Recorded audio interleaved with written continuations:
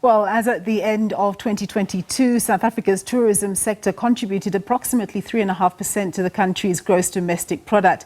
It's a sector brimming with potential, and the government has been working tirelessly to capitalize on this, aiming to attract more visitors into the country. This renewed push comes after the industry faced devastating losses during the COVID-19 pandemic. However, by many accounts, including insights from industry CEOs who have shared their perspectives on this platform with us, the sector has made remarkable strides in its recovery. We delve deeper into this with Tourism Minister Patricia de Lille, exploring the strategies driving this momentum. One of the key discussions centered around her recent roadshow in India, a populous country with a significant segment of affluent travellers.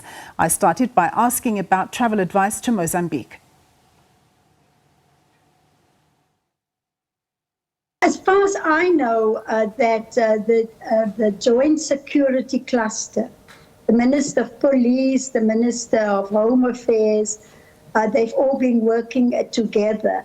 And if there's any notice that will go out, it will come out from the South African Police Services. But it is impacting on arrivals from Mozambique to South Africa. Most of the Mozambique visitors go into Mpumalanga, the Kruger National Park. They come and shopping in South Africa. And so definitely it will have an impact on that. Yeah. The Minister of Police will do the necessary warnings, yes. So coming to the issue of the ministry trying to do its best to get more travellers coming into South Africa, tell us a little bit about the roadshow that you were part of in India. You were engaging with the tourism and trade tour operators in that country.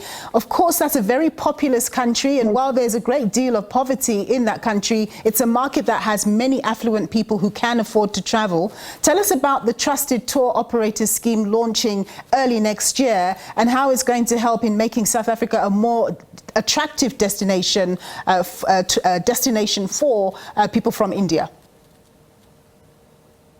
It has been a battle for the past 18 months to make sure that we treat India and China the same like the other two BRICS countries, Russia and Brazil. And finally, we've been able to find a solution. And the Minister of Home Affairs has called for tour operators from India and China to apply to be accredited. The Minister will be announcing soon when the accredited tour operators will be appointed. But the new system will kick in on the 20th of January 2025, where it's now easier for a visitor from China and India that normally travel in big groups to apply for a visa via the tour operator. So we're very excited because they are both big markets. India has got a population of 1.4 billion people. It's the 5th largest economy in the world. It's also got 150 million people with passports. And so we really want to tap into that market. And with the visa problem having been solved now, we also look at the route development, the air access.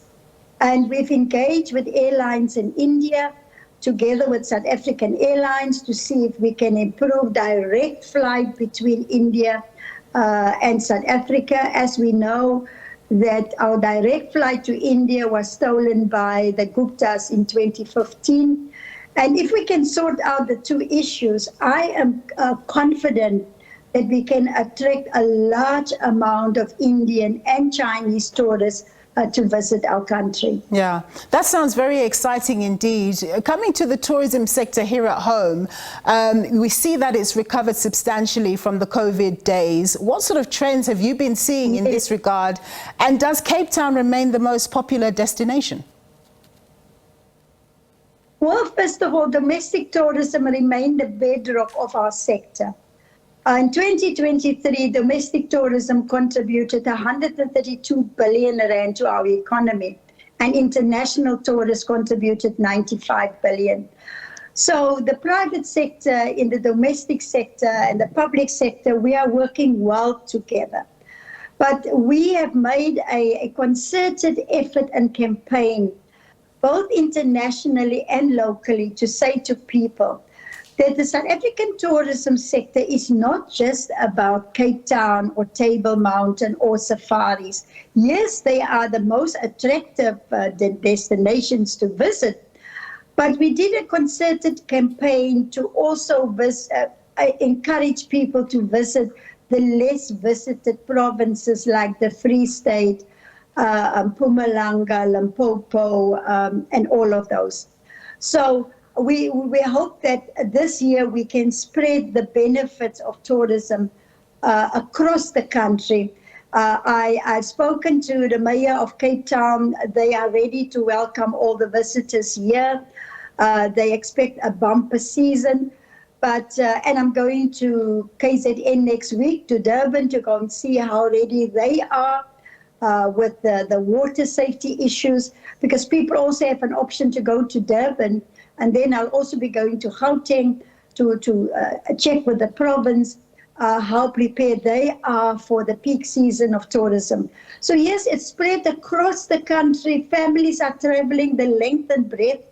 And Bloemfontein, through the Free State, I always say that the Free State is saying to us, don't just go through Bloemfontein, but go to the Free State province.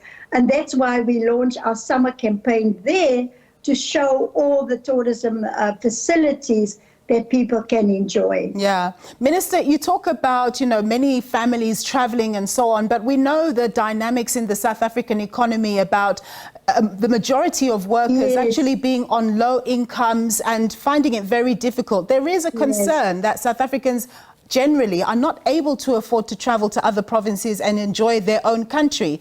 As in, when we look at Cape Town, for example, it's totally priced out, local people to be able to afford to enjoy themselves there, for example. Definitely, no. We're very conscious about the high cost of living. We understand how difficult the year has been for many South Africans. And that is why we have partnered with the private sector to offer discounted deals for the festive season and the summer campaign. And our Short Left campaign, over 1,000 private sector establishments have put some deals on there, affordable deals. And then during our summer campaign, another 680 private sector establishments put up a special offer, discounted packages for people to travel, because we accept that the high cost of living make it difficult for people to travel. But we also direct people to places that are free, like our beaches, our national parks, or botanical gardens where they can go to, so that at least we enjoy, it's our country and we must enjoy our own country.